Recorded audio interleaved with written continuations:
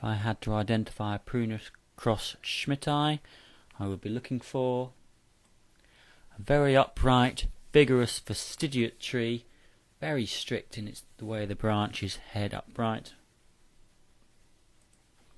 and the glossy brown to purple bark very strongly marked in horizontal directions, with lots of papery ribbons coming away from the stem as it reaches semi-maturity.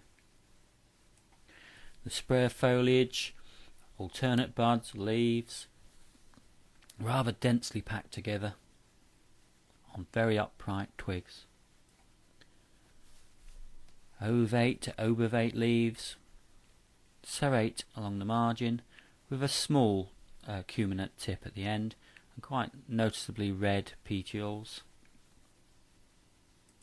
The pale pink flowers of this hybrid are rather inconspicuous and small, not flowering for a long period of time, and not being very large petals. The petals rather narrow, and the amount of flower, given the size of the tree, relatively small. The winter buds, ovoid, glossy brown to red, often showing little red tips at their end, and formed very often into flowering spurs.